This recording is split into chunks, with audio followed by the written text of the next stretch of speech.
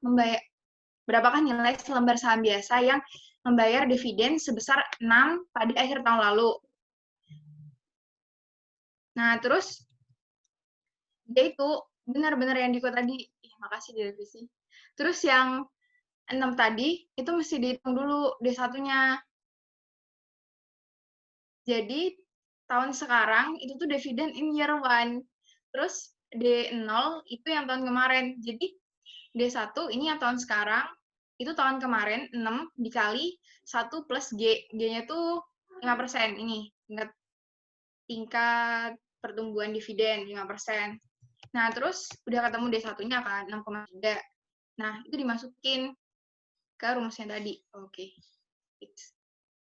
Berarti ini tuh 5 dikali 1 plus 5%. Iya, kayak gini. Dapat deh. 102,5. Iya, benar. Jadi, maaf tadi salah. Jadi, yang benar itu, yang nomor 4, itu dividen in year 1, itu tahun sekarang. Tahun sekarang itu didapatnya dari dividen tahun lalu ditambah 1 plus dividen growth rate, karena bunganya konstan kan, nggak ganti-ganti. Jadi, dividen yang tahun sekarang itu nambahnya tetap dari tahun ke tahun. Jadi pakai yang itu. Kalau yang diketahui tahun lalu, berarti mesti dihitung tahun sekarangnya dulu, pakai 1 plus dividen growth rate. Kalau yang udah diketahui tahun sekarang, langsung dimasukin berarti. Oke. Oke. Terus yang nomor 5. Metode capital budgeting yang paling jarang digunakan.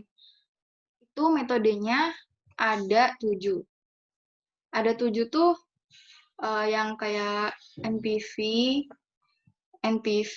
IRR, MIRR, Profitability Index, Accounting Rate of Return, Discounted Payback.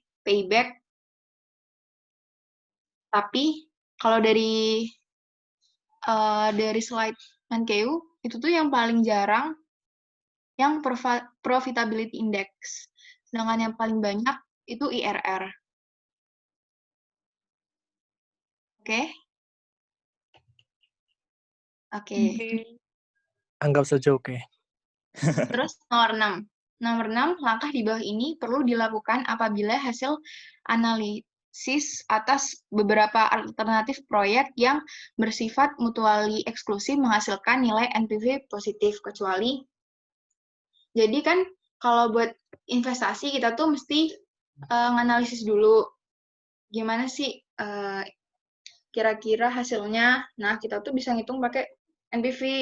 Kalau NPV positif, berarti kita akan menilai, kita akan menerima proyek tersebut kan. Nah,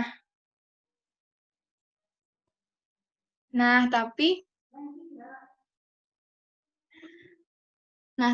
di sini tuh dia tuh bersifat mutually eksklusif.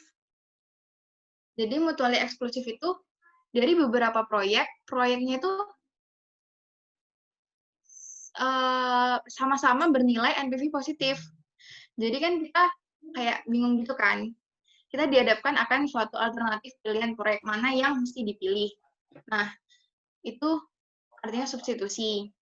Terus perusahaan itu kan nggak bisa melakukan investasi secara bersamaan kan, karena dia itu punya kendala di modalnya dia tuh terbatas. Terus waktunya itu dia juga terbatas. Terus dia tuh gimana sih caranya biar milih yang paling menguntungkan? Nah, caranya itu dia nilai NPV-nya itu harus yang tertinggi nilainya, itu yang dipilih. Tapi NPV itu berlaku kalau umur proyeknya itu sama. Kalau umur proyeknya nggak sama, kita ke EAC. Kita mesti ngitung EAC-nya. Jadi EAC yang paling rendah yang dipilih. Itu kalau dia mutually eksklusif. Jadi nomor 6 itu memilih proyek NPV terbesar benar, terus mempertimbangkan adanya konstrain perusahaan dalam hal pembiayaan benar, dalam hal modal berarti. Terus yang C, memperhatikan adanya konstrain perusahaan dalam hal manajerial, waktu, dan SDM. Ini salah, soalnya konstrain perusahaan itu cuma dalam waktu sama modal. Dia nggak terpengaruh sama SDM. Jadi yang dikecualikan yang ini, yang C, soalnya dia salah. Dengan EAC itu benar, dia dihitung kalau masa manfaatnya itu beda.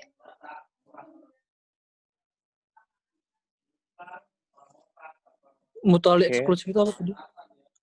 Mutually eksklusif itu kalau beberapa proyek sama-sama punya nilai NPV yang positif. Jadi kita harus pilih salah satu karena kita nggak mampu membiayai dua-duanya. Iya, benar. Oke. Next. Terus IRR. Pernyataan berikut adalah benar tentang IRR, kecuali IRR sendiri itu tingkat diskonto suatu proyek yang menghasilkan NPV sama dengan 0.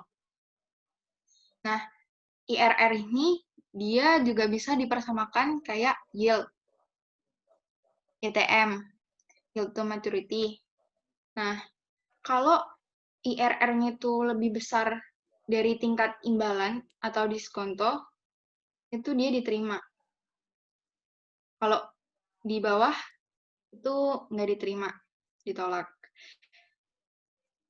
Jadi, yang ini dapat dianalogikan seperti YTM, benar.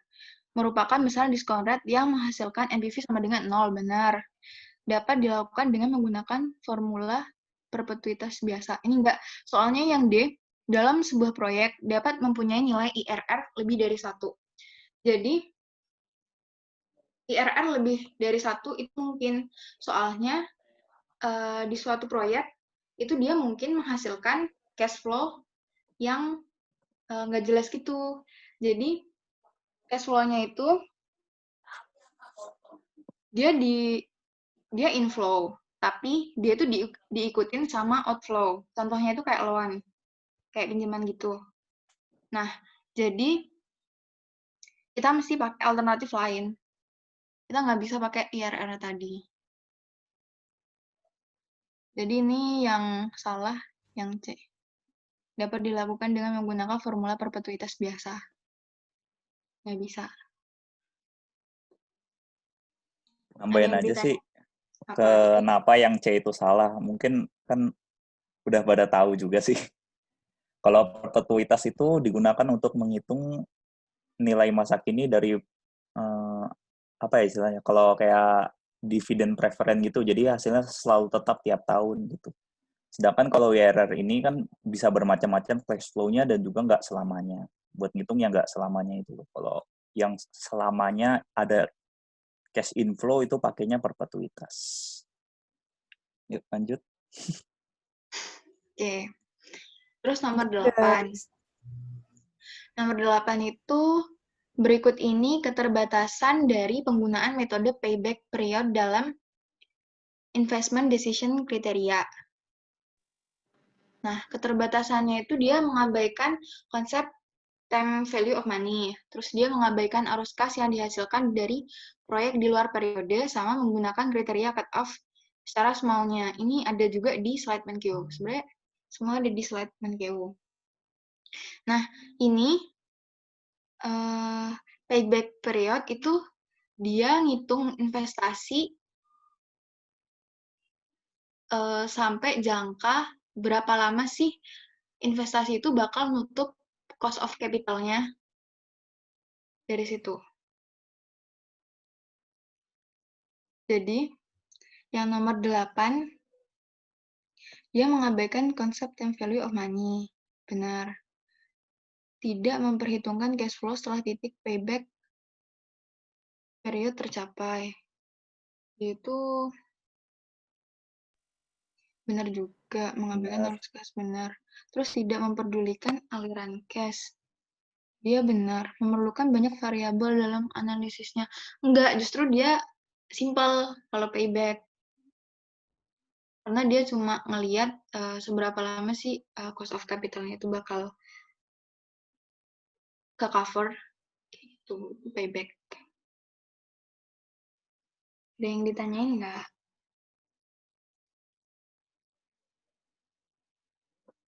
Belum, Tik. Belum, oke. Nanti gue kasih deh gimana contohnya tuh kalau pakai payback. Iya, nanti yang Diko tuh bahas yang hitungan. Hmm. Terus yang nih, evaluasi proyek dengan menggunakan metode periode pengembalian atau payback period method menyangkut hal-hal berikut ini. Kecuali, baca dulu. Periode pengembalian investasi mengindikasikan jumlah tahun yang diperlukan untuk memulihkan investasi awal. Periode pengembalian dihitung dengan menambahkan arus kas masuk sampai dengan investasi tetap awal.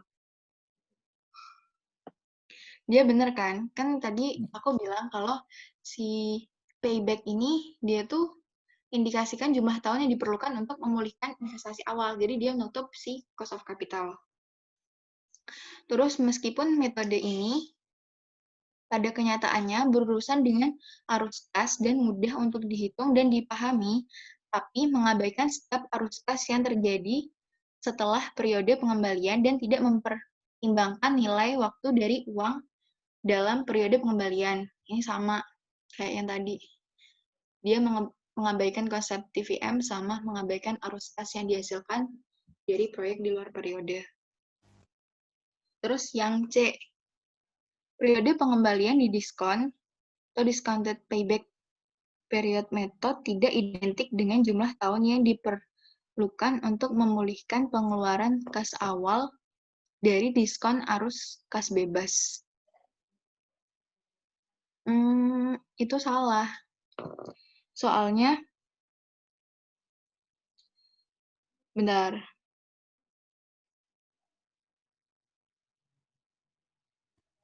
Aku nggak tahu ya yang C salah.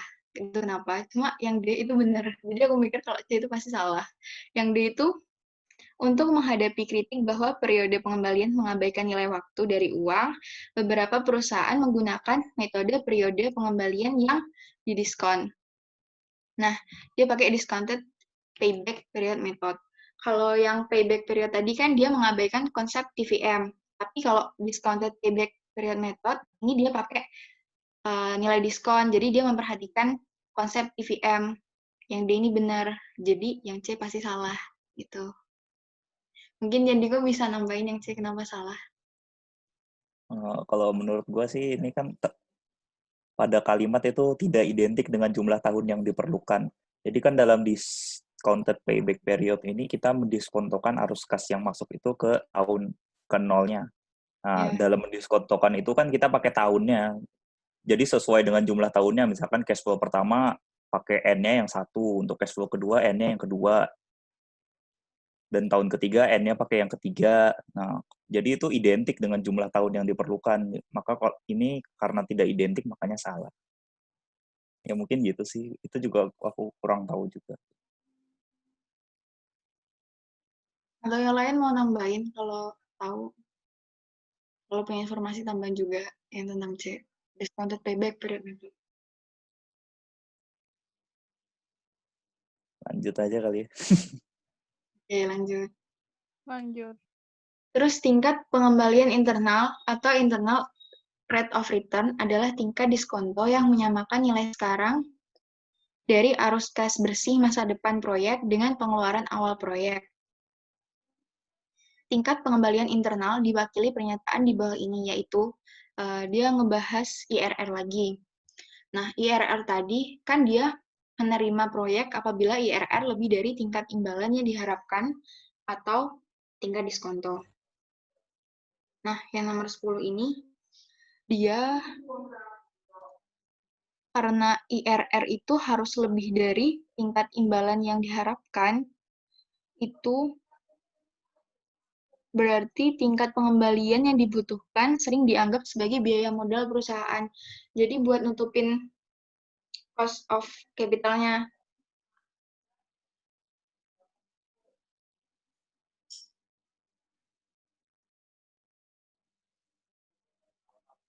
Kalau yang nomor 10 ini sebenarnya emang agak bingung sih, tapi tadi itu gue cari di internet ya. Definisi IRR itu sama ini sama yang C ini, tingkat pengembalian yang dibutuhkan sering dianggap Iya, sebagai biaya modal perusahaan. Jadi ini yang benar gitu. Soalnya item-item yang lain juga salah. Terus mau nanya dong, hmm, itu kan di slide-nya kriteria pengambilan keputusan kalau misalnya IRR-nya lebih tinggi dari tingkat imbalan. Dan kenapa kita nggak ambil apa definisinya itu ada yang kriteria penolakan itu yang B, itu benar juga nggak? Ini kayak kebalikannya gitu kan. Kalau dia nerima IRR lebih tinggi, kalau dia nolak ternyata lebih rendah dari risiko itu gimana? Sebenarnya bisa benar juga sih, memang ini agak ya, sedikit rancu soalnya. Jadi cuma kan apa ya, bingung juga sih. Karena Jadi yang bisa juga kalau misalkan IRR-nya sama dengan required rate of return kan juga kita mendingan nggak usah diterima aja kan, ngapain ya itu sebenarnya kayak yang gitu. B itu juga bisa, ya nggak sih? Kan dia menolak IRR kalau IRR kurang dari required rate of return. Itu dia juga benar, soalnya IRR-nya diterima kalau dia lebih besar dari tingkat imbalan. Tuh. Kalau yang A jelas salah sih, soalnya dia lebih dari sama dengan. Itu. Atau ada Beda. yang punya opini nggak? Yang nomor 10. Barangkali gitu. Tahu yang jelas yang mana. Kalau Kayaknya B teori emang sama... repot sih emang. Iya, B sama Tadi C kalian sama-sama benar. tadi kalian jawabnya yang B apa A? Yang aku sih yang C kan, tapi yang B itu benar. Oh, C. Ya, soalnya yang B itu dia kan menerima IRR kalau dia lebih dari tingkat imbalan yang diharapkan. Berarti kalau Hmm. dia kurang dari tingkat yang diharapkan, dia tuh masih di-reject dong. Kalau yang B. Jadi yang B itu juga benar sebenarnya. Iya, menurutku juga yang B itu benar sih. Yang A itu enggak karena dia lebih dari Lebih dari sama dengan. dengan. Terus lanjut ya. Iya. Terus yang 11 itu meskipun IRR dan metode nilai sekarang akan secara umum memberikan keputusan penerimaan menolak yang konsisten, tetapi tidak selalu memeringkat proyek secara identik. Manakah pernyataan yang paling tepat untuk proyek mutually eksklusif? Mutually eksklusif itu suatu proyek adalah eksklusif satu sama lain jika penerimaan itu menghalangi penerimaan satu atau lebih proyek. Dalam hal ini, peringkat relatif proyek tidak penting. Peringkat relatif proyek penting. Terus yang B, konflik pemeringkatan muncul sebagai akibat dari asumsi yang sama tentang tingkat investasi kembali dana yang dilepaskan dari proposal.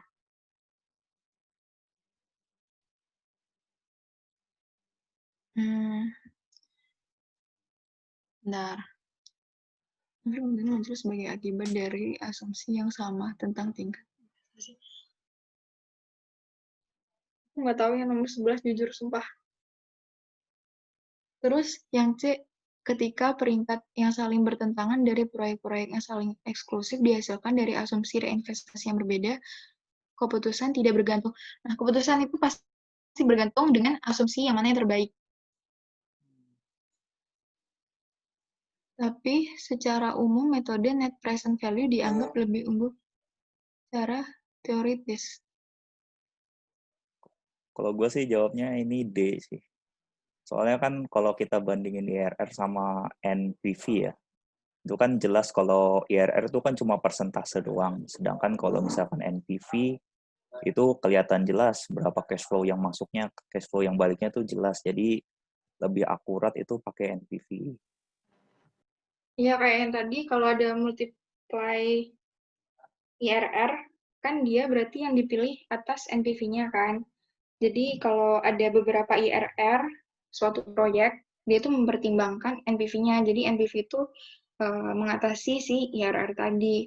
Cuma aku taunya tuh kalau itu disandingin sama IRR. Aku nggak tahu kalau yang lain kayak gimana. Yang C ini agak buram, yang B agak buram, aku nggak tahu. Terus aku tadi kan ngecek TSB. Dikosongi dong. Nggak ada jawabannya. Yurita itu yang jawab. Waduh. Yur, muncul Itu- Yur. Kita hilang ya? Lagi Guys, aku ngajar. mau nanya. Apa? IRR sama NPV itu gunanya buat apa? Buat nilai kita mesti nerima apa nolak si investasi tersebut. Proyek, Ding. Proyek. Beda metode doang gitu ya? Iya, benar. Kan tadi metodenya ada 7. Iya, yang tadi yang paling sering dipakai dan tidak itu kan? Iya, benar. Kalau Terus IRR bedanya ini apa? emang beda cara ininya sih, cara Beda cara ngitungnya ngitung, juga beda beda, rumus. kriteria penilaiannya juga beda-beda. Apa mau ini aja deh, dijelasin tentang yang itu aja, Ya bisa. Tahu tentang Yandiko. kriterianya. Boleh. Boleh. Boleh. Yaudah, Nggak paham sama sekali. Kalau nggak ngerepotin. Hehe. share screen-nya di sini tuh. Gimana sih caranya? Semua Share nggak screen-nya ngerti. gantian. Ini mencetnya di masih stop share ini ya? Iya, Oke. Udah hilang belum? udah. Udah. Oke.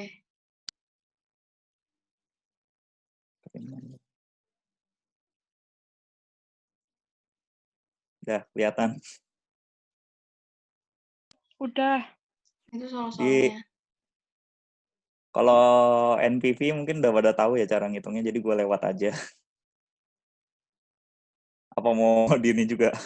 Udah di awal aja nggak sih? Mau juga, Yan. Apa? Dari awal maupun dari yang ini aja, decision kriteria atau ya udah decision kriteria aja ya. Ya. Soalnya kalau bond value kayaknya udah pada tahu semua lah. Oke. Ya. Pertama inilah, gue ini kan kemarin ngambil soal dari Pitman tuh. Jadi satu jenis satu soal lah gue ambil lah, setidaknya buat latihan. Pertama yang NPV dulu, ini gue bacain dulu. Dowling mempertimbangkan untuk membangun pabrik baru. Nah, proyeknya ini membutuhkan initial cash outlay itu maksudnya biaya modal awal buat proyek itu sebesar $5 juta dan akan menggenerate atau menghasilkan cash inflow 1 juta per tahun selama 8 tahun. Hitunglah project NPV for each of the following discount rate 9%. Ini ngitung discount rate-nya yang 9%-nya aja karena caranya sama. Dari soal ini kan ketahuan kalau initial cash outlay-nya itu rumusnya CFO. Notasinya CFO. Dia 5 juta. Dia itu pakai minus karena dia itu merupakan pengeluaran. Nah, terus di sini ada informasi setiap tahunnya menghasilkan 1 juta per tahun. Jadi di sini cash flow dari tahun 1 sampai tahun ke-8 itu menghasilkan 1 juta. Diskon rate-nya berapa? Sesuai dengan yang di soal ini 9%. Diskon rate itu sebenarnya maksudnya apa sih? Jadi lebih ke berapa persen sih keuntungan yang kita butuhkan supaya kita itu bisa balik modal, supaya kita nggak rugi lah istilahnya. 9% ini itu. Nah, di sini pakai rumus NPV, rumus NPV bisa dilihat di sini. Cash flow dari tahun pertama, ini kan pasti minus kalau cash flow tahun ke-0 ini pastikan minus karena kita beli-beli barang atau beli tanah atau beli modal lah istilahnya. Ditambahkan dengan cash flow tahun-tahun seterusnya. Sampai itu proyek itu selesai. Nah, rumusnya itu di sini kita hitung dulu pakai rumus ini. Tahun pertamanya itu 1 juta karena cash flow-nya tahun ke-0-nya udah tahu kan. Jadi kita ngitung dari tahun pertama ini. Tahun pertama cash flow-nya di sini kan 1 juta. Ini dibagi dengan 1 ditambah diskon rate-nya. Diskon rate-nya tadi di sini 9%, dipangkatkan 1 di sini. Perhitungannya terus ditambah terus sampai dengan tahun ke-8. Di sini kan nggak ada informasi kalau bakal ada kayak nilai residu yang bisa menghasilkan cash flow di tahun terakhir, makanya di tahun terakhirnya tetap 1 juta, nggak ada perubahan. Nah, setelah dihitung semua, dari cash flow-nya dibagi dengan ini, 1 ditambah discount rate, dipangkatkan, hasilnya ini dijumlahkan sebesar 5.534.819, didapatkan NPV-nya 534, didapatkan NPV. Ini cash flow, present value dari cash flow dari tahun ke-1 sampai dengan tahun ke-8 tuh 5.534.819. Ini udah gue hitung ulang pakai rumus, hasilnya sama ya. Jadi apa sih NPV itu? NPV itu cash flow dari tahun ke-0, ini kita sandingkan dengan cash inflow yang telah kita terima selama masa proyeknya. Yang pas tahun pertama itu kan pengeluaran kita 5 juta. Nah, dari tahun ke-1 sampai ke-8 ini, kita dapat penerimaan 1 juta tiap tahunnya itu kalau kita present value kan, nilainya 5.534. Nah, setelah disandingkan ternyata cash nilai masa kini dari present value, nilai masa kini daripada cash inflow dari tahun 1 sampai ke-8 ini nilainya lebih besar daripada cash outflow pada tahun ke-0, yaitu pengeluaran pada tahun pertama. Maka di sini NPV-nya kelihatan 534.819 dari 5534 dikurangi 5 juta. Nah, karena positif, nilainya positif, maka artinya proyeknya layak untuk diterima. Jadi itu kalau NPV. Ada yang bingung nggak? Yang Diko itu initial cost outlay-nya itu apa? Initial cost outlay. Initial cost outlay itu bisa dibilang kayak buat modal kita buat melakukan proyek itu. Bisa aja kan, kalau di sini kan emang soalnya kurang jelas ya, tapi kalau di soal-soal lain tuh biasanya jelas, biasanya initial cash outlay-nya untuk apa? Bisa buat beli peralatan, beli bangunan, terus itu juga ditambah-tambah dengan itu biaya pemasangan dan pengirimannya, gitu-gitulah. Ada lagi? Oke. Thank you. Ya Niko, Uh-huh. tadi kan kamu bilang ini tuh beda lagi kalau misal ada nilai residu. Yeah. Kayak apa itu contohnya? Kalau nilai, bentar, cari dulu. Aku nggak ada sih. Jadi misalkan, ini anggap aja ya, kalau misalkan ini tuh produknya punya nilai residu. Jadi kalau misalkan pada produknya, peralatan yang kita beli itu ada nilai residunya, dan kan otomatis kan kalau misalkan udah nggak pakai lagi, kita jual lah kan. Ngapain punya peralatan idle, nggak guna. Jadi kalau ada nilai seperti itu, pada tahun terakhir proyeknya, misalkan ini tahun ke-8, misalkan ada nilai sisa 100 ribu lah istilahnya. Jadi di sini tuh misalkan 900 ribu. Salah terus.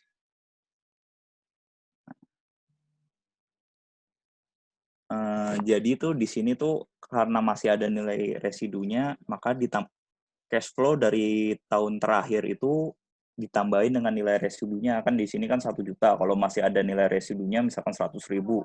Kalau misalkan kita jual, jadinya pada tahun ke-8 tuh cash flow-nya 1.100.000. Atau gini deh, ini ada soal UAS tahun lalu ya. Iya, di sini.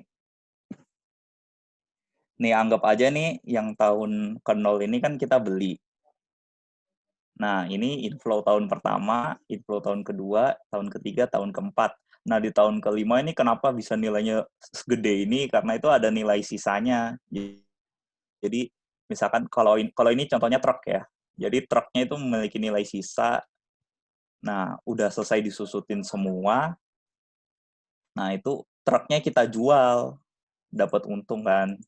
Makanya uang dari penjualan truknya itu nambah di cash flow pada tahun terakhir ini. Ngerti nggak? Iya, ngerti. Paham. Itu kok tadi itu kan CF0-nya dia pakai yang, coba lihat bentar yang tadi. Yang ini ya. Iya, iya. Nah, itu kan di atasnya tuh ada tuh penghitungannya CF0-nya. Mm-mm. Dia kok pakai 1.125.000. Maksudnya kenapa kita nggak pakai CF0 di ini di tahun ke-0-nya itu? Gimana ya? Gimana? Di soal yang tadi itu kan dia CF0-nya kan ada yang 5 juta sama yang 1 juta tuh. Enggak, itu yang 1 juta bukan CF0, maaf mungkin gue salah jelasin. Itu dari tahun pertama gitu, generate-nya. Jadi Oh, kan Yang 1 dari juta tuh dari cash inflow, Dew. Oh, oke. Oke. Iya. Make sense. Udah lanjut ya. Yuk. Boleh. Boleh. Metode kedua ini EAC ya tadi. Jadi kan kalau misalkan ada yang mutually eksklusif nih, ini sebenarnya sama-sama untung nih, yang alternatif A sama alternatif B. Nah, perusahaannya bingung mau milih yang mana. Jadi kalau misalkan perusahaannya lebih concern kepada biayanya, maka dipilih yang biayanya paling rendah dari sini nih. Nah, tapi kan nggak semerta-merta nggak semerta-merta biayanya berapa, maka harus dihitung dengan konsep time value of money, makanya pakai rumus EAC. Jadi jangan bingung kalau misalkan EAC ini kan minus semua, karena itu emang kita membandingkan biayanya bukan dari cash inflow-nya.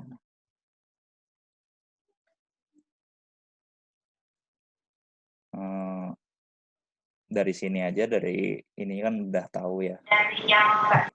Dari cash outflow-nya udah kelihatan. Kita pakai rumus EAC. Dari rumus EAC ini kita juga pakai NPV soalnya. Jadi kita ngitung atasnya itu NPV, baru di bawahnya ada ini penyebut apa itulah. Gue juga kurang tahu. Mungkin bisa dicoba sendiri sih. Kalau gue di sini kan karena ya buru-buru, maka langsung aja sih. CF0-nya berapa untuk alternatif A ini kan sama-sama 80.000. Nah, untuk CF1-nya sampai ke tahun ke-7 ini gue pakai rumus aja lah biar nggak repot. Kalau ngitung kayak gini kan repot lama. Nah, didapat itu NPV-nya itu 177 ini setelah disandingkan dengan ini ya. Karena ini kan sama-sama minus, makanya ditambah jadi. Makanya jadinya gede gitu, 177 istilahnya ditambah lah karena minus sama minus. Nah, yang bawah ini bisa namanya kan di sini annuity present value interest factor nih, gue singkat APVIV. Ini sebenarnya sama aja kayak rumus kayak gini ya. Per tahunnya itu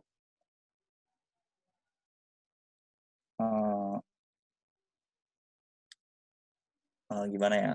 Ya pokoknya setelah gue hitung-hitung ini yang 10 per ini. Ini untuk proyek A ini yang pokoknya yang ininya nih, ini perhitungan yang ini tuh perhitungan yang ininya nih. Yang 1 per K tambah 1 plus K ini.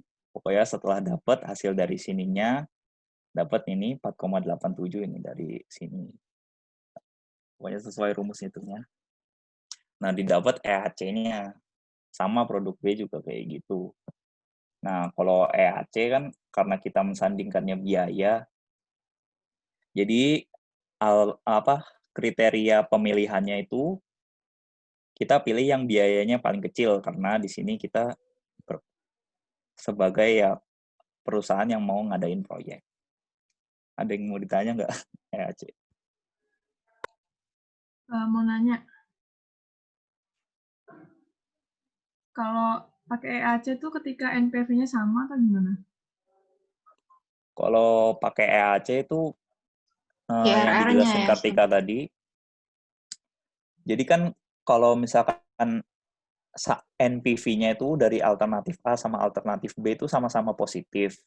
Tapi ternyata tahunnya tuh beda, jadi kita nggak bisa bandingin nih mana NPV-nya yang lebih besar, susah gitulah istilahnya. Maka kita itu pakai EAC, jadi kita ngitung dari biayanya. Pendekatannya lebih ke pendekatan biaya daripada profitnya. Bingung? Kasian. Udah paham? Lanjut nggak? Lanjut. Ya, lanjutnya ini IRR. IRR tuh sebenarnya sama aja kayak NPV. Cuma kan kriteria penilaiannya itu dia kalau IRR-nya itu lebih besar daripada diskon rate, maka diterima. Kalau misalkan lebih rendah dari diskon rate, maka ditolak.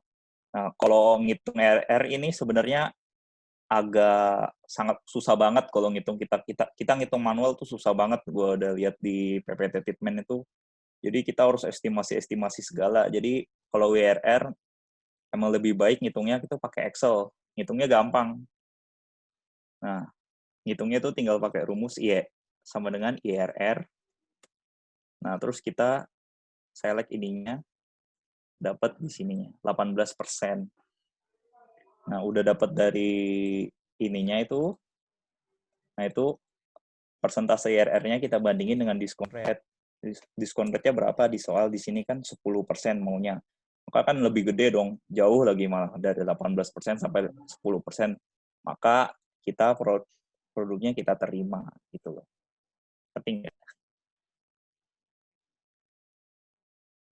Ada yang mau tanya nggak IRR? Kalau sama dengan gimana, Yan? Kalau sama dengan menurut gue itu lebih baik nggak usah diterima karena ngapain ya. Kan kalau IRR itu diskon rate pada saat NPV sama dengan 0, jadi nggak ada untungnya ya. Buat apa kita mau buang tenaga, walaupun emang secara ekonomis itu kita nggak rugi ya, cuma kan kita buang-buang waktu aja sih sebenarnya untuk bikin proyek yang kita itu cuma balik modal. Iya ya. Ada lagi? Apa mau lanjut? Yang C, Yan. Apa? Yang C. Oh, yang C ini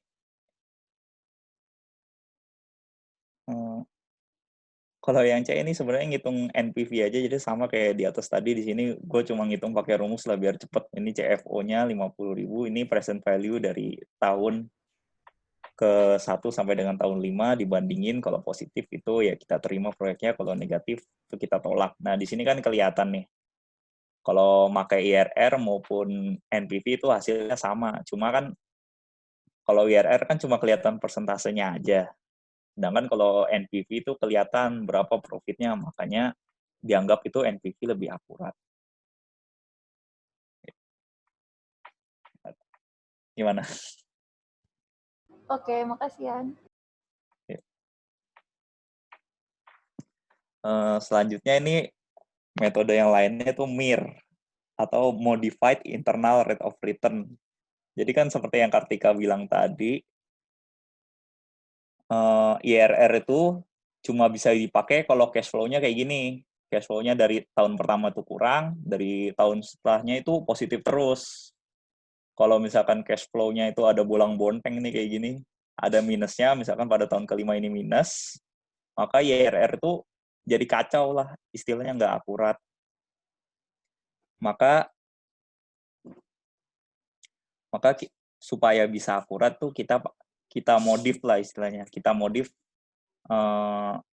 cash flow yang nilainya negatif ini, kita apa ya istilahnya, diskontokan, kita present value kan, terus kita tambahin ke yang ini, kita tambahin ke tahun ke nolnya, kita tambahin jadi pengurangannya di awal. Makanya kan biar jadi cash flow-nya itu kayak gini lagi, pertamanya minus, selanjutnya positif. Nah, ngitung ininya ya pakai rumus present value aja sih biasa, kayak gini kan, sama dengan present value kurung rate-nya berapa, itu kan 12%.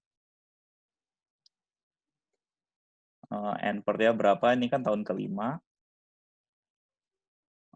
PMT-nya 0 karena nggak ada kan.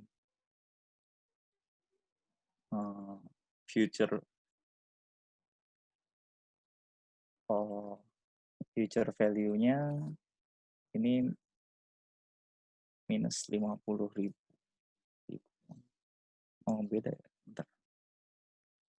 Oh,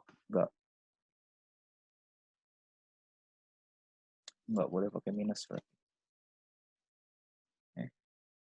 Beda ya.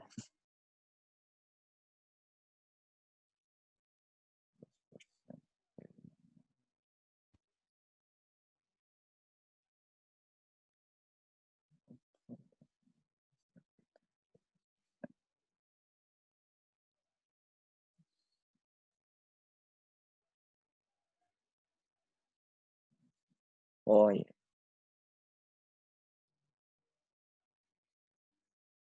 Oh iya, gue baru inget. Ternyata itu yang ini tuh soalnya ada karena kuncinya aneh gitu, makanya kuncinya salah gitu. Yang benar itu yang ini harusnya. Jadi ini harusnya ditambah 59.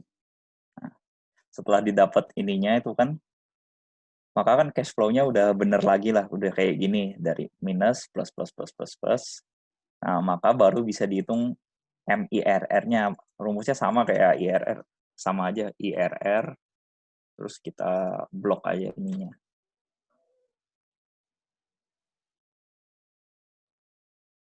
Oh, beda ya, sama aja. Agak sedikit aneh ya, gue juga bingung ini. J52. Oh, ininya turun.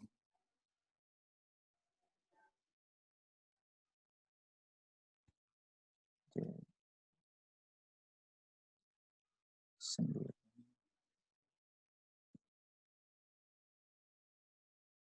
Oh iya, ini emang karena gue salah soal ini kalau ini. Tapi ya gitulah istilahnya. Pokoknya jadi ini salah. Nah, jadi istilahnya kalau ini kan MIR ini buat menutupi kelemahan dari metode IRR karena IRR tuh nggak bisa dipakai kalau cash flow-nya ada yang negatif di tengah-tengah kayak gini. Ada yang mau ditanya nggak? Maaf nih, soalnya emang apa? Ini karena nggak ada dikunci, jadi mungkin gue jadi rancu. Lanjut.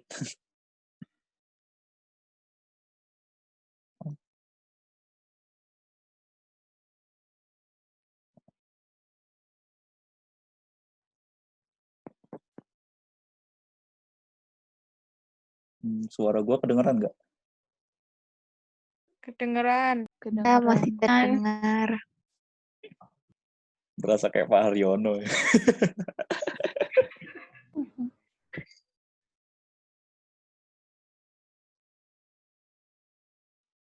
Kalau yang ini sama lah. Ini kalau kita mau ngitung PI ya. Sebenarnya ini ada banyak disuruh NPV, jadi kita bahas PI aja. Sebenarnya kalau PI itu sama aja kayak NPV. Pakai itemnya sama lah. Kita butuhnya cash flow pada tahun ke-0 sama present value dari cash inflow dari tahun ke-1 sampai tahun proyeknya selesai. Cuma bedanya kan kalau NPV itu kan kita jumlahin lah istilahnya. Kita ini, yang ini tahun 0 ditambahin dengan ini, hasilnya positif. Kalau misalkan PI atau probability index itu kita cuma ngubah caranya aja. Jadi cash inflow-nya di sini dibagi dengan cash outflow-nya. Cuma cash outflow-nya tuh jangan minus. Istilahnya jangan diminusin lah.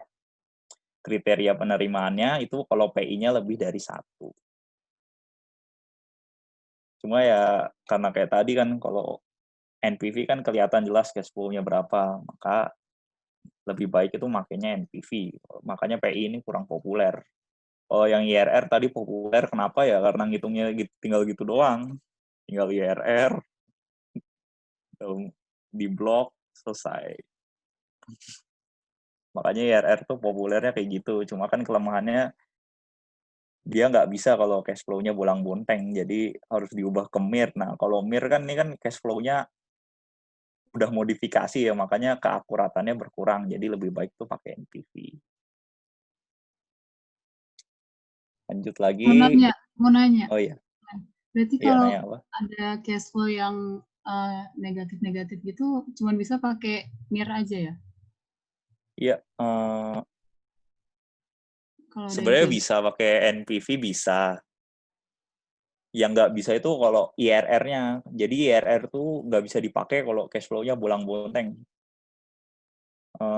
Ada ya ditunjukin deh. Ntar gue tunjukin di ini presentasi di PPT Statement. Ntar.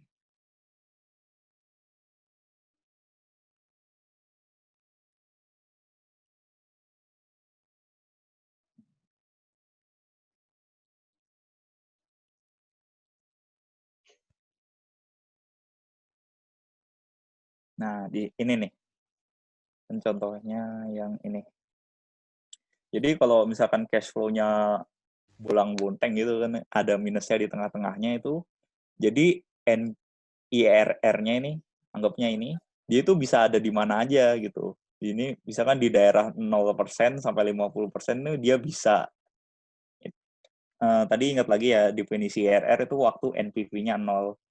Jadi pas dari 0% sampai 50% ini, pas di 0% tuh dia bisa dapat IRR, pas di 100% dia dapat ada IRR-nya lagi, pas di 200% ada IRR-nya lagi. Jadi ada 3 IRR. Nih, terdapat 3 IRR atas proyek ini, yaitu 0%, 100%, dan 200%. Atas semua IRR ini, NPV-nya sama dengan 0. Makanya kan, jadi bingung lah, istilahnya bingungin, jadi nggak akurat. Makanya lebih baik itu kita pakai NPV, atau kalau emang kita mau pakai IRR, harus kita modifikasi dulu cash flow-nya. Biar cash flow-nya itu jadi standar gini lah, jadi minus, plus, terus nggak ada minusnya. Gimana, Wi? Oh. Terus di present value-kannya itu ke tahun 0 itu kan ya? Iya, pakai Ke rumus tahun pas. present value biasa. Oh iya, pas kita jadiin kayak modal kita pengeluaran ya, si nilai yang Iya, negatif itu. jadi kita asumsikan ada pengeluaran tambahan tuh di tahun ke-0-nya. Itulah. Oh, Cuma kan karena itu modifikasi, jadi kurang akurat lah. Oke. Thank you ya, Nico. Yuk. Nah, yang terakhir nih, yang payback period sama discounted payback period.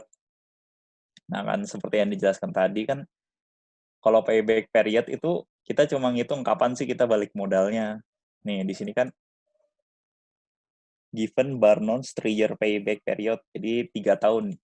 Jadi kriteria penerimaannya itu kalau misalkan dia balik modal di tahun ketiga, dia diterima proyeknya. Kalau misalkan lebih dari 3 tahun tuh dia ditolak proyeknya. Jadi cuma gini doang sih. Misalkan tahun ke-0 kan nih minus 1.000. Nah, tahun ke-1 nambah 600, tahun kedua tambah 300, tambah tahun ketiga tambah 200. Nih pokoknya kita kumulatifin pokoknya sampai nilainya itu 0 atau plus. Nah, itu istilahnya balik modal. Makanya yang ini tuh dikatakan tidak memperhatikan konsep time value of money, makanya kurang akurat, jadi kurang bagus juga nih payback period. Nah, itu kan karena kena kritikan tadi kan tidak memperhatikan time value of money, maka dibuat lagi namanya discounted payback period. Nih, dia dengan diskon rate-nya kalau dia makainya 10%. Kalau diskon rate-nya pasti tersedia di soal, jadi santai aja, nggak bakal kita disuruh nyari begituan.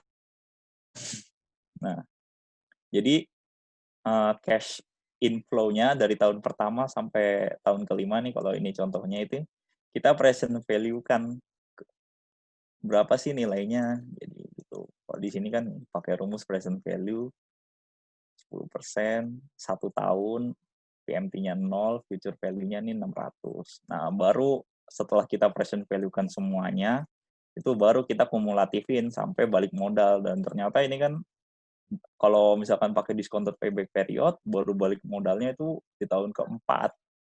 Sementara dia kan pengennya tahun ketiga udah balik modal, makanya proyeknya ditolak. Itulah. Ini bisa beda Yan, emang. Karena kalau pakai Yan, discounted payback, iya. PMT itu apa? Gimana? Oh, kalau pakai rumus ya. Di Mm-mm. sini kan ini, dalam rumus present value kan, kalau kita pakai rumus present value, ada rate-nya 10%, dan per 1 tahun, sama ini PMT kan. PMT-nya berapa di sini? PMT itu kalau misalkan biasanya itu buat bond. Jadi per tahun itu bayar berapa gitu. Jadi kan kalau misalkan tanpa PMT itu kita cuma misalkan duit 600 ini kalau di masa sekarang tuh berapa sih gitu. Sementara kalau ada PMT itu jadi ada ini, ada apa ya? Istilahnya tambahan-tambahan gitulah. Jadi kayak kalau bond kan ada nilai muka, nilai face-nya atau prinsipal ya istilahnya, pokoknya, sama berapa pembayarannya. Makanya yang pembayarannya itu per bulannya, perbayaran bunga itu namanya PMT. Oh, Ngerti? kasihan. Angsuran gitu nggak sih, Yan? PMT itu Apa? angsuran pembayaran nggak sih? Kalau kita Iya, angsuran bayar. pembayaran gitu. Tapi kalau Makanya ini dia, kan Will. kita investasi ya, jadi kita yang dapat makanya PMT-nya tuh 0 ya. Iya nggak Iya, sih? Kak. Karena ini kita itu cuma nyari tahu tuh berapa sih nilai 600 di masa sekarang. Jadi nggak ada pembayaran apapun gitu per tahunnya. Misalnya gitu lah. Udah sih, ini yang investment decision kriteria udah selesai sih. Ini semuanya emang kayak gini doang. Jadi ada 7 yang dibilang itu kriteria penilaiannya beda-beda, cara ngitungnya juga beda-beda. Jadi gimana nih agendanya, mau lanjut ke soal lain apa mau materi lanjutan yang lain aja? Apa mau ke soal UAS aja? Lanjutin lagi, Yan. Yang materi Iya. atau soal UAS? Materi ini aja sesuai, terusin sekalian cara ngitung-ngitungnya. Terserah sih, terserah yang lain.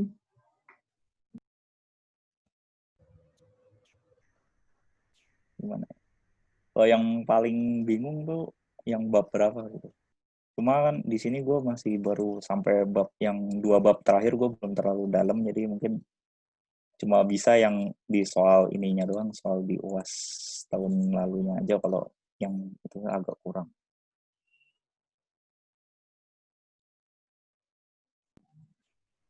Boleh ya. Boleh Yan, itu aja.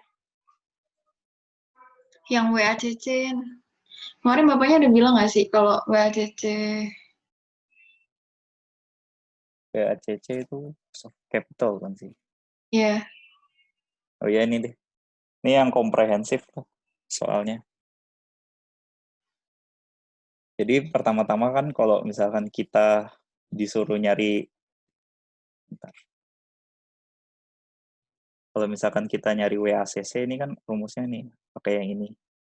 Jadi ada item-item yang kita butuhin, after tax, cost of debt, cost of common stock. Nah, kalau di sini kan ada preferred stock juga, makanya juga ada juga komponen cost of preferred stock-nya. Nah, di sini udah gue masukin di sini nilainya, totalnya 1 juta. Nah, ini proporsinya gampang, tinggal 5 juta dibagi 1 juta, ini kan 50%, 10%, 40%. Ini yang ininya, proportion of capital debt raised by debt, by common stock, by preferred stock di sini. Proporsi weighted lah. Nah, terus kan di soal tuh kita disuruh nyari WACC, cuma kan nggak dikasih tahu nih, after tax, cost of debt, cost of common stock, sama ini cost of preferred stock-nya itu kita nggak dikasih tahu. Jadi kita itu cari-cari dulu namanya. Makanya di sini gue lihat step 1 after tax cost of, kita nyari after tax cost of debt-nya. Kenapa sih kalau cost of debt itu utang itu harus setelah bersih dari pajak? Jadi kan kalau misalkan emang di buku ini tuh menganggap kalau semua pembayaran utang itu setelah bersih dari pajak. Karena kan pastilah di setiap negara yang namanya bunga itu kan pasti objek pajak. Makanya di sini dicarinya itu yang setelah bersih dari pajak. Sementara kan kenapa sih kalau yang cost of common stock ini kan pembayaran dividen ya? Kenapa sih kalau nggak kayak ini? Kenapa nilainya gitu kita nyarinya nggak yang bersih setelah pajak? Jadi kan karena kalau common stock ini beda-beda di setiap dividen ya. Kalau dividen tuh beda-beda peraturannya di setiap negara, makanya kan ada yang nggak mengenakannya sebagai pajak, ada yang mengenakannya sebagai pajak, beda dengan bunga ya. Kalau bunga udah pasti merupakan kena pajak, makanya di buku ini diasumsikan cost of common stock-nya itu sebelum kena pajak, masih kotor lah istilahnya. Jadi yang pertama kita cari after tax cost of debt-nya, rumusnya yield dikalikan dengan 1 dikurangi dengan tarif pajaknya. Cuma di sini kan ada sedikit masalah nih dari soal ini. Kita nggak dikasih tahu yield-nya berapa. Kita dikasih tahunya cuma nilai par-nya 1.000, bunga kuponnya 8%, pembayaran interest-nya 40 setiap tahunnya ini. Enggak, ini setiap 2 kali setahunnya karena semi annual. Market price-nya 950 nih, dikasih tahu nih, tapi kita dikasih tahu market price-nya, present value-nya. Jadi kita itu harus ngitung sendiri berapa sih yield-nya, berapa YTM-nya. Jadi kita, karena emang kalau ngitung manual tuh nggak mungkin ya, susah banget lah. Jadi kita ngitungnya pakai rumus aja. Rumusnya itu sama dengan rate N per-nya, ini kan semi annual. Di sini kita nyarinya yang per tahunnya aja, makanya jadi kita ubah semuanya per tahun. Yang tadinya N-nya 20, karena, ini emang 20 tahun ya. 20 tahun. Gue kira ini 40 karena semi annual, M-nya dikali. Jadi di sini N-nya per tahunnya aja, mau semi annual maupun annual, yang kita lihat per tahunnya, kalau N per. PMT-nya berapa, di sini dikasih tahu 40 ya. IP ini.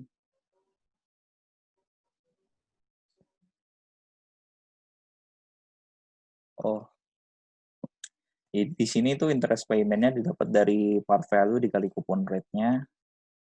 Cuma kan di sini karena semi annual makanya ini dibagi 2. 40 ini yang per 6 bulan sekali. Jadi kita di sini tuh makainya yang setahun. Jadi ininya itu kita kali 2 dulu buat nyari pembayaran setahunnya berapa. Nah, yang item selanjutnya present value. Present value apa sih? Present value itu nilai bondnya, market value-nya berapa. Nah, ini yang 950. Nah, item selanjutnya future value. Future value itu apa? Future value itu nilai nominalnya atau nilai di sini par value ya, gue salah nih. Harusnya bukan par value tapi principal ya, namanya itu principal. Nah, kalau yang type sama guess ini opsional, gue juga kurang tahu fungsinya buat apa, jadi nggak usah. Nah, kita nggak bisa pakai di sini. Langsung aja.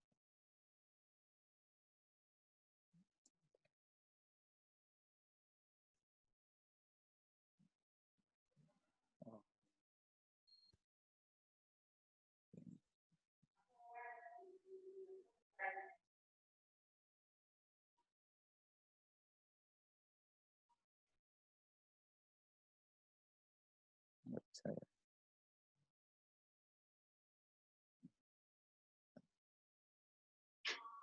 Oh iya. Tadi gue salah. Ternyata kalau di present value-nya itu kita harus ngeluarinnya minus. Karena itu kalau di sini kita kalau pakai Excel ini kita berpikirnya sebagai investor. Maka market price ini karena kita ngeluarin uang awalnya makanya minus. Baru bisa rumusnya kayak gini. Kalau nggak gitu error ya tadi. Udah sama. Nah, sebenarnya tinggal masukin rumusnya aja. Rumus yang ini after tax cost of debt, yield 1 dikurangi tax rate, yield-nya ini 1 kali 1 dikurangi tax rate-nya berapa? Tax rate-nya sama. Tax rate-nya 34% ini. 34% didapat after tax cost of debt-nya 5,63%. Nah, selanjutnya step yang kedua itu kita nyari KCS atau cost of common stock. Dia merepresentasikan pembayaran dividen perusahaan kepada pemegang sahamnya. Cuma kan ngitungnya nggak semerta-merta pembayaran dividen aja. Nah, ngitungnya itu pakai rumus yang ini. KCS sama dengan D1 per PCS ditambah G. Perlu diingat ini di sini makanya D1. Jadi bukan pembayaran dividennya jangan yang pakai yang tahun lalu, pakai tahun sekarang. Kita udah sesuaikan dengan growth-nya. Pakai rumus yang tadi deh, 1 ditambah growth. Pakai rumus ini aja.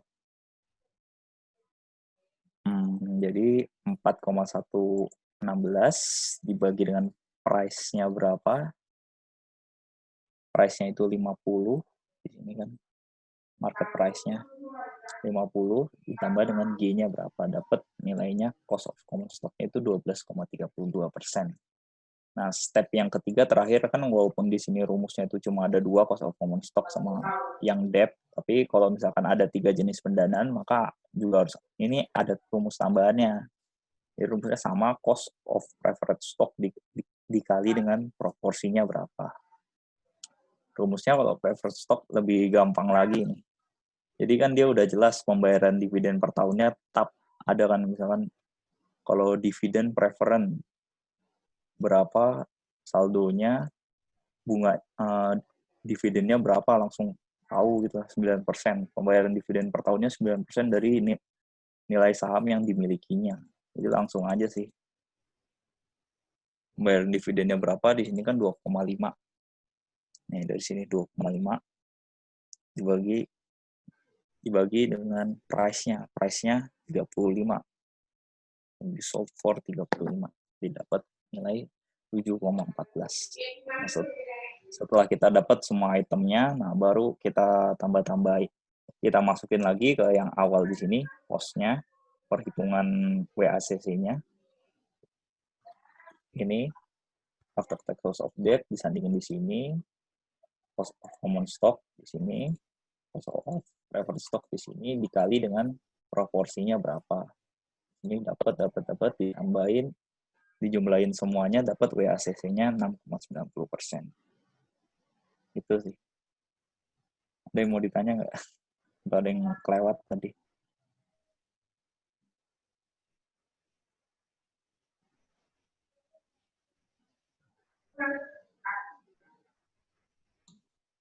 Kalau semi annual itu yang diganti apanya? Interest payment-nya?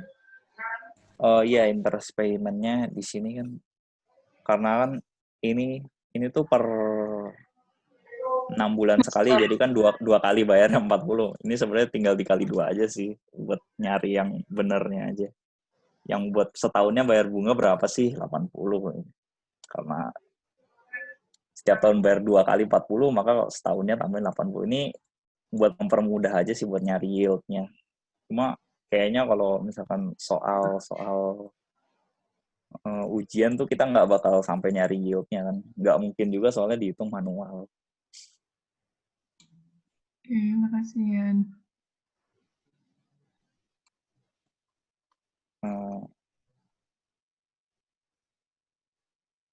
Lanjut lagi, flotation cost. Ya. Ini ada flotation cost. Flotation cost itu apa sih? Istilahnya kalau misalkan kita pengen pinjem uang itu kan, misalkan di sini dia butuh modalnya 50 juta. Nah, kita itu sebenarnya jangan pinjem 50 juta ini. Kita itu harus pinjemnya lebih karena ada biaya-biaya lain nih. Contohnya ada biaya dari bankernya, casnya, ada kena casnya. Berapa persennya sih? Ini tinggal pakai rumus ini aja sih. Ini kan kita butuhnya financing needed-nya 50 juta dibagi dengan 1 dikurang flotation cost as persen. Nih, biayanya berapa sih? Berapa persen sih biayanya dari ini? Dari 50 juta ini, di sini 2%. Kali dengan finance. Nah, dapat yang namanya finance borrowed. Jadi finance borrowed ini sebenarnya jumlah yang harusnya kita pinjam kalau kita butuh 50 juta. Maka flotation cost-nya ini biaya tambahannya, tambahan yang istilahnya selisih lah.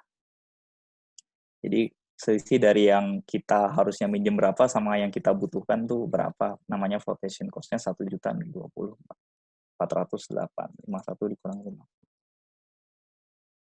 Gimana? Ada yang mau tanya nggak? Itu 2%-nya dari mana, Yan? Ini tuh, ini sebenarnya dari soal 2% tuh basis. Dia mintanya berapa sih? Minta cas berapa sih istilahnya gitu dari sininya. di soalnya dibilang 200 basis point, where 1 basis point is 0,1%. Jadi kita ubah di sininya aja sih. Dari 200 basis point kita ubah ke persen. Berapa persen sih 200 basis point itu? Ternyata kan tinggal dikali dengan 0,01 per 100. Maka dapat sininya 2%. Soalnya di sini kan rumusnya flotation cost as persen, jadi kita nggak bisa pakai basis point, nanti jadi salah.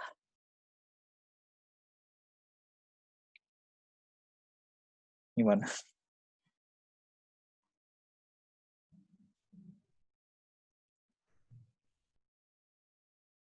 Lanjut nggak?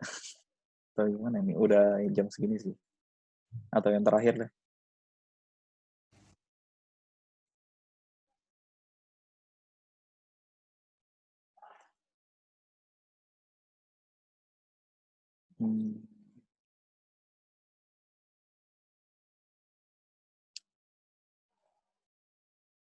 Ini ngerjain baru aja biar kelihatan. Ini sebenarnya soalnya yang paling susah dari soal ini semuanya. Di sini ngerjain baru. Gue ngerjain baru aja ya, jadi biar tahu ininya, flow-nya. Kalau soalnya kalau tadi itu kayak flow-nya kurang tahu gitu. Gimana sih ngerjainnya dari mananya. Soalnya kan emang kalau tadi buat ngejar waktu juga sih. Sebenarnya pengennya juga langsung real time gitu ngerjainnya gimana. Cuma waktunya kurang. Makasih Andiko. Di sini kalau ini terakhir deh. Iya, kayaknya ini terakhir deh. Kita habis ini udah maghrib Udah. soalnya. Silakan Yan. Nah, di sini kan baca soalnya dulu. Sebenarnya langsung di sini aja. Berapakah sih selisih penghematan aliran kas operasi per tahun selama tahun ke-1 sampai dengan tahun ke-5? Jadi istilahnya berapa sih selisih biaya yang kita butuhin apabila kita yang pertama, kalau opsi pertama itu kita tetap pakai aset yang lama, kalau opsi kedua itu kita beli aset yang baru. Kalau di sini kan contohnya mobil. Mitsubishi cabang mobil Mitsubishi ini. Jadi pertama-tama itu kalau misalkan kita mau ini, kita itu hitung per tahunnya. Di sini year one. Ini situasi di sini aja. Kalau kita tetap mempertahankan mobil yang lama, nah di sini new. Kalau kita mempertahankan mobil yang baru, di sini gue pakai year one dulu. Pertama, apa sih beda-bedanya, apa aja dari biaya-biaya yang kita keluarkan. Yang pertama, di sini kita lihat dealer Mitsubishi cabang Surakarta menawarkan produknya ke perusahaan. Mereka menawarkan truk Mitsubishi 120 PS keluaran terbaru dengan harga 300 juta per truk. Masing-masing truk diperkirakan memiliki masa manfaat 5 tahun dan dapat dijual pada akhir tahun kelima dengan harga 120 juta. Nah, dari sini kita udah tahu ya berapa nilai dari nilai perolehan dari truk-truk barunya. Maka di sini kita pasti namanya aset pasti kita ada penyusutannya. Apresiasi. Berapa sih harga perolehannya di sini? Kita tulis saja biar nggak bingung. Harga perolehan satunya itu at 300 juta. Nah, 100 juta. Nah, di sini ada berapa? 5. 300 juta kali 5.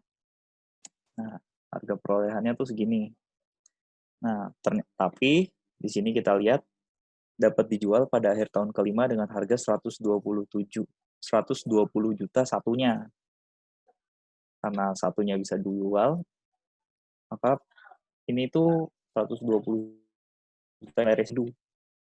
Jadi untuk satu mobilnya itu 120 juta. Kalau buat 5 itu tinggal dikali aja. 600 juta.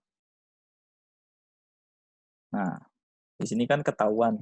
Kalau kita nyari item Di sini masa manfaatnya, M-nya, masa manfaat, itu 5 tahun.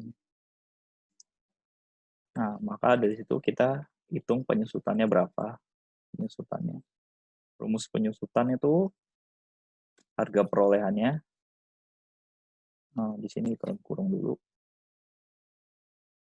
Dikurangi nilai residu dibagi dengan masa manfaatnya berapa? 5 tahun.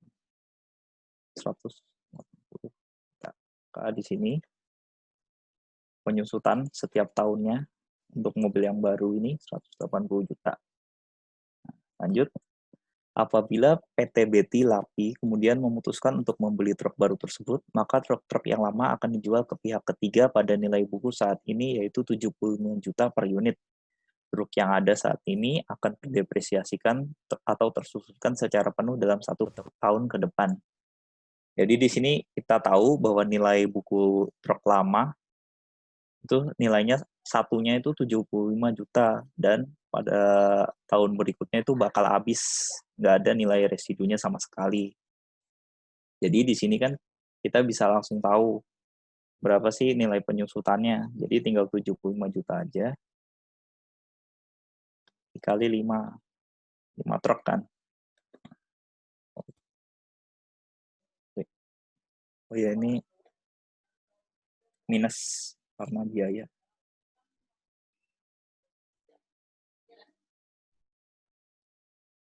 Nah, terus lanjut lagi ke bawah, truk-truk Mitsubishi yang keluaran terbaru itu jauh lebih hemat bahan bakarnya dan hanya akan membutuhkan 150 juta. Di sini kita tulis bahan bakar yang bakal bedanya antara truk lama dan truk baru. Truk baru itu cuma butuh 150 juta. Sedangkan truk lama, dia butuhnya biaya dibandingkan dengan truk lama yang masih menghabiskan 300 juta. Langsung aja, yes.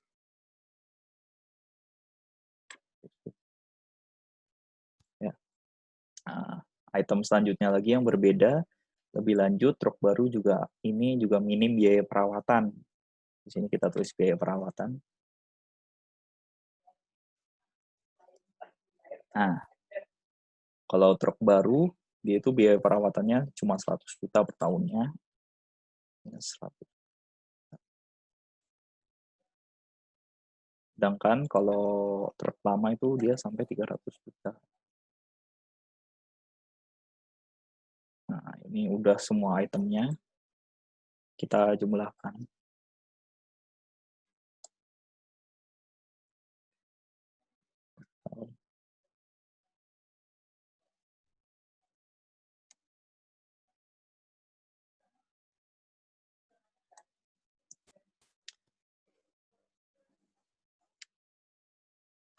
Nah, di sini kita lihat efek pajaknya habis itu. Tax 25%. Jadi kan kalau misalkan keuntungan kan pajak tuh pasti mengurangi keuntungannya. Cuma kan karena kalau di sini tuh kita ngelihatnya biaya, maka efek dari pajak ini bakal ngurangin biaya tersebut. Ini gitulah. Gue juga masih agak bingung kenapa bisa begitu, tapi emang setelah gue lihat buku-buku emang kayak gini cara ngitungnya. Di sini tuh biar gampang ngitungnya. Nah, iya ya. Apa ya ini ya, after tax ya. Tax.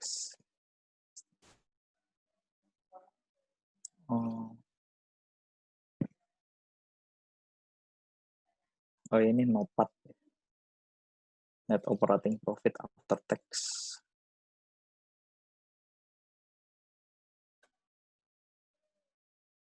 Sama dengan tambahin ke sini. Ini juga sama, tambahin hasil segini. Nah, habis itu habis NOPAT kan ini kan cuma apa ya, net operating profit after tax-nya. Walaupun di sininya itu minus. Cuma kan ini kan masih ada komponen penyusutan. Karena kita nyarinya cash flow, maka komponen penyusutannya kita keluarin dari sini habis hitung. Nah, minus. Biar ditambah. Nah, itu baru dapat operating cash flow-nya berapa.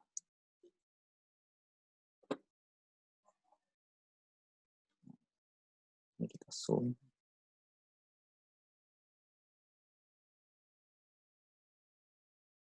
$3,356 sama ini. Nah, habis itu gue agak lupa ngasih tahu rumusnya itu.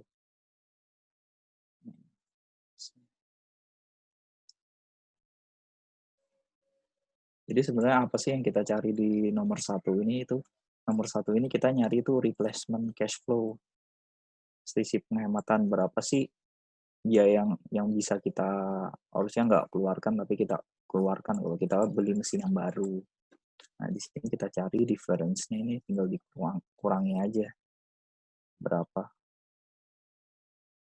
Ini di sini kan sesuai rumus yang ini, cash flow for new asset dikurangi dengan cash flow dari aset yang lama. Makanya di sini dapat difference-nya 213.750.000. Ini buat tahun pertamanya aja. Untuk tahun-tahun seterusnya di sini tahun 2 sampai, karena ini 4 tahun, 2 sampai 4. Jadi ini kita ngitung sama lagi kayak gini. Dari sini juga. Kita copy aja. Nah. Cuma di sini kita ngitung buat tahun kedua sampai tahun keempat. Kenapa tahun keduanya beda?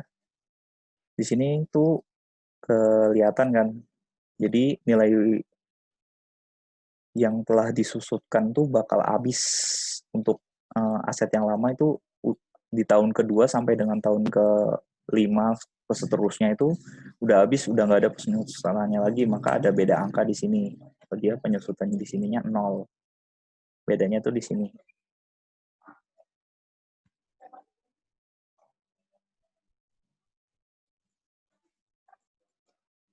Jadi kalau di sini itu nggak ada, ini agak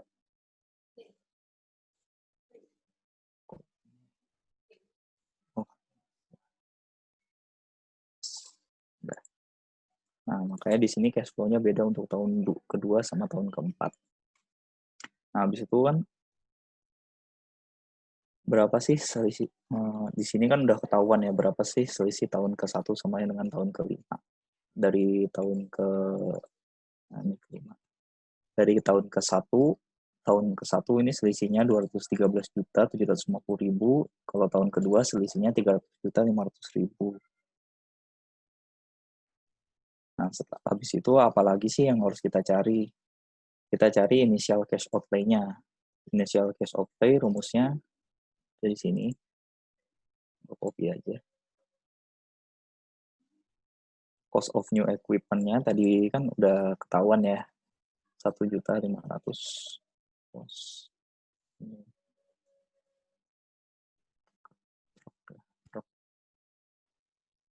Sama dengan 300 juta dikalikan dengan 5. Kali dengan 5. Ditambah dengan shipping atau installation cost-nya. Ini kan nggak ada namanya mobil kan, nggak ada biaya pemasangan atau biaya instalasinya, nggak ada. Ini buat mesin aja. Dikurangi dengan sale of old equipment. Ini penjualan truk yang lama. Sale.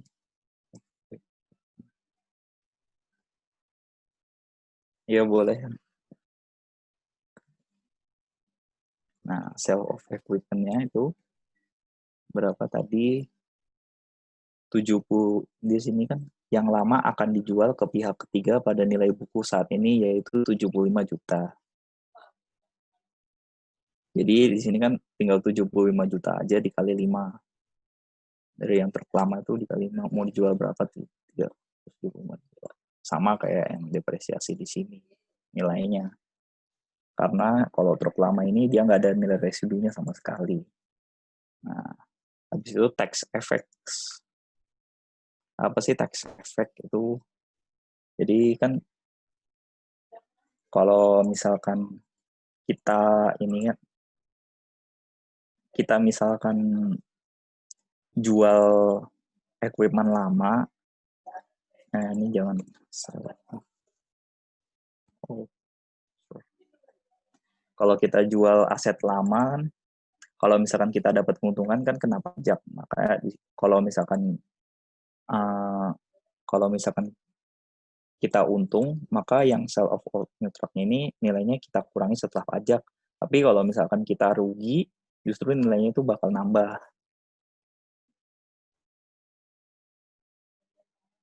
Ya gitu. Cuma kan kalau di sini, di soalnya, dia nggak untung nggak rugi dijual sama dengan nilai buku, maka tax effect-nya itu 0.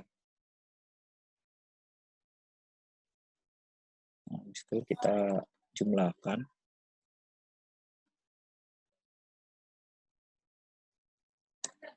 Nah, ini initial cash outlay-nya. Jangan lupa kalau initial cash outlay itu minus 80. Sampai sini ada yang bingung nggak? Nanti diulangi lagi deh. Soalnya ini emang soalnya komprehensif banget.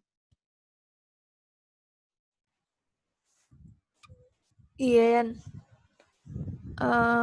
Mungkin nanti ini bisa di-share di grup file, Yan. Iya. Kalau boleh, ya. Terus ini juga mau maghrib kan? Ditutup juga nggak apa-apa. Iya, nanti aja, Mbak. Ya Nanti nggak apa-apa ya. recordnya di-upload kemana? Apa? Di grup kelas, di grup kelas aja nggak apa-apa, mah.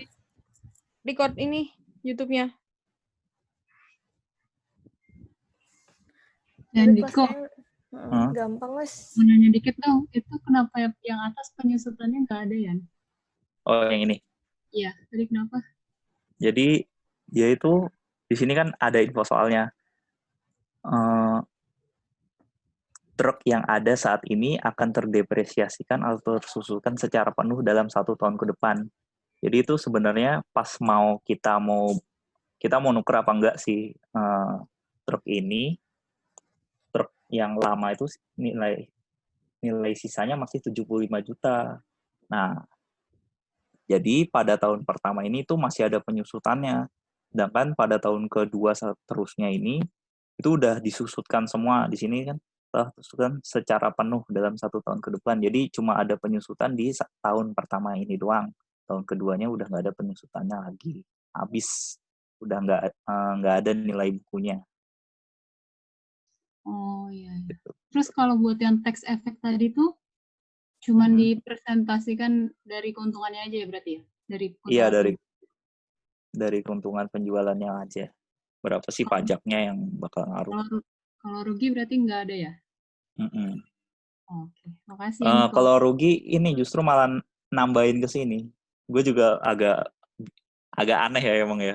Tapi emang kayak gitu. Jadi sama ya kayak ini. Jadi istilahnya kalau biaya itu kena pajak tuh dia bakal nambahin inflow-nya. Gitu. Emang dari Pak Kuat sih bilangnya gitu sih. Gue juga masih agak kurang ngerti. Tapi kenapanya nggak ngerti. Tapi emang kayak gitu caranya. Gue ngertiinnya. Oke, makasih Yan. Iya. Ini sebenarnya tanggung sih. Gue jelasin sampai selesai aja ya. Oke, boleh. Ini tinggal nomor 3-nya aja. Nah, ini kan udah dapet cash outflow-nya tahun ke-0, cash inflow tahun pertama, sama cash tahun kedua sampai ke-5. Nah, ini di sini kita buat kerjaan yang nomor 3, menggunakan tingkat diskon 17%, dilakukan nggak sih investasi ini? Nah, kita tulis di sini bagiannya, year 0, sama dengan ini. Saya di sini year aja. Nah, di sini cash flow. Sini year 0, 1, 2, 3, 4, 5, karena 5 tahun. Cash flow tahun pertamanya Itu kita kalau misalkan kita bicara tentang penggantian ini namanya cash replacement cash flow. Jadi selisih yang bisa kita simpan kalau misalkan kita beli aset baru atau enggak gitu. 213 untuk yang tahun kedua ini, tahun ketiga sama dengan tahun kedua, tahun keempat juga sama. Yang beda di tahun kelima. Jadi tahun kelima ini karena di sini kan masih ada nilai residu 600 juta dari nilai truk yang barunya. Jadi nilai residu ini kita tambahin ke operating cash flow dari sini 300 juta 500 ribu. Jadi di sini sama kan 300 ribu tambah dengan nilai residu kita jual. Nah, dapat di sini tuh cash flow-nya.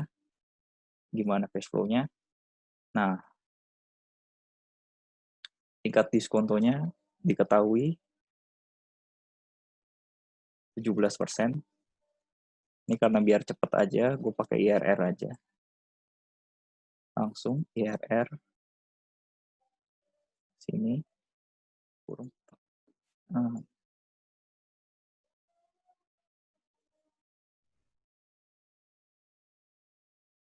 karena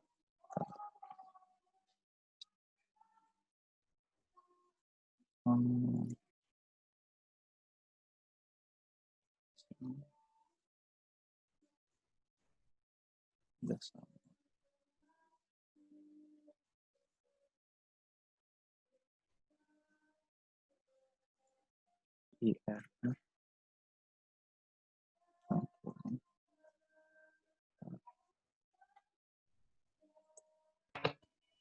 value-nya. Yang di outflow ya, yang salah. Oh, Sell itu jadi gain nggak sih?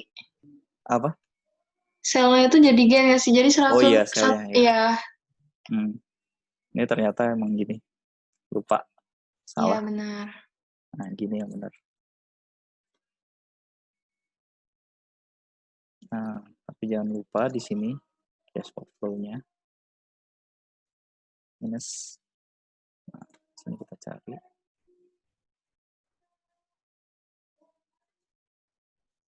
Nah, 18,6%. Kriteria penilaian IRR apa?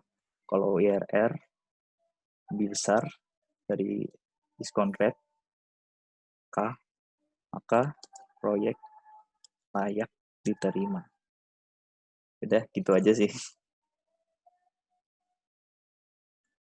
Nah, jadi mungkin dicukupkan untuk hari ini. Terima kasih teman-teman atas atensinya.